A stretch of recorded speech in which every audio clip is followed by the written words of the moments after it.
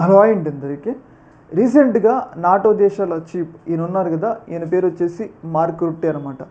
అయితే ఈయన రీసెంట్గా భారతదేశానికి చైనాకి కొన్ని సంచలనమైన హెచ్చరికలు అయితే జారీ చేయడం జరిగింది. ఆ హెచ్చరికల యొక్క ముఖ్య ఉద్దేశం ఏంటంటే, మనం రష్యా నుంచి చీప్ ధరకే ఆయిల్ దిగుమతి చేసుకుంటున్నాం. అయితే ఇలా ఆయిల్ దిగుమతి చేసుకోవడం అనేది ఈ నాటో దేశాలకి నచ్చట్లేదు. ఎందుకు నచ్చట్లేదంటే, మనం ఈ ఆయిల్ దిగుమతి చేసుకోవడం వల్లే రష్యా ఉక్రెయిన్ మీద యుద్ధం చేస్తుంది, దానికి పరోక్షంగా ఇండియా చైనా కారణమవుతున్నాయి, కాబట్టి మీరు ఇక మీద రష్యా నుంచి ఆయిల్ దిగుమతి చేసుకోవద్దు అని చెప్పేసి అమెరికా అలాగే నాటో దేశాలు వీళ్ళందరూ కూడా మన మీద ఒత్తిడి తీసుకొస్తున్నారు. కాకపోతే మన భారతదేశం ఏముంటుందో అంటే, మా ఎనర్జీ సెక్యూరిటీ కోసం మేము ఎక్కడి నుంచైనా దిగుమతి చేసుకుంటాం, అది మా సొంత నిర్ణయం, స్వతంత్ర నిర్ణయం, మీరెవరు చెప్పడానికి అని చెప్పేసి మన భారతదేశం చెప్తుంది. అయితే ఈ సందర్భంగా అప్పటి నుంచి కూడా మనం ఆయిల్ దిగుమతి చేసుకో ఉంటున్నాం. అయితే ఇప్పుడు నాటో దేశాలు కొన్ని సంచలనమైన హెచ్చరికలు అయితే జారీ చేయడం జరిగింది. అమెరికా కూడా కొన్ని సంచలనమైన హెచ్చరికలు, ముఖ్యంగా ఇక మీద మీరు రష్యా నుంచి ఆయిల్ దిగుమతి చేసుకుంటే ఖచ్చితంగా మీ మీద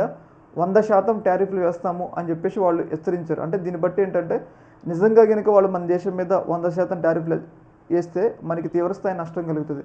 మనం ఆయిల్ చూసుకుంటే మనకి మన దేశ ఉత్పత్తులు వేరే దేశానికి వెళ్తే వాళ్ళు 100% టారిఫ్లు వేస్తారు, కాబట్టి ఆ టారిఫ్ల వల్ల మనకేం లాభం రాదు, కాబట్టి మన ఎకానమీ మొత్తం పూర్తి స్థాయి ధ్వంసం కావడానికి అయితే అవకాశం ఉంది. ఏదేమైనా కానీ ఇలా మన్ని భయపడితే, ఇండియాని చైనాని ఇలా భయపెడితే చైనా అలాగే ఇండియా రష్యా మీద ఒత్తిడి తీసుకొచ్చి అలా పుతిన్ని యుద్ధ వివరణకి ఒప్పించవచ్చు అని చెప్పేసి వాళ్ళ ప్లాన్ అనమాట. కానీ మరి దీనికి మన భారతదేశం ఎలా స్పందిస్తుందో చూడాలి. ముఖ్యంగా ఏంటంటే, యుద్ధం అనేది ఇలా కొనసాగుకుంటూ పోతుంది, ఎప్పుడు ఏంటో తెలియదు, కాబట్టి ఈ రకంగా అయినా మన మీద ఒత్తిడి తీసుకొచ్చేందుకు నాటో దేశాలు అంటే ఇండియా చైనా ద్వారా పుతిన్ మీద ఒత్తిడి చేసేందుకు, అంటే రష్యా మీద ఒత్తిడి తీసుకొచ్చేందుకు ఇలా మన మీద ఇలా ప్రయోగాలు చేస్తున్నారు అని చెప్పేసి మనమైతే అర్థం చేసుకోవచ్చు అనమాట. ఈ యొక్క అంశంలో మీ యొక్క అభిప్రాయం కింద కామెంట్లు తెలియజేయండి. Okay madam, thank you.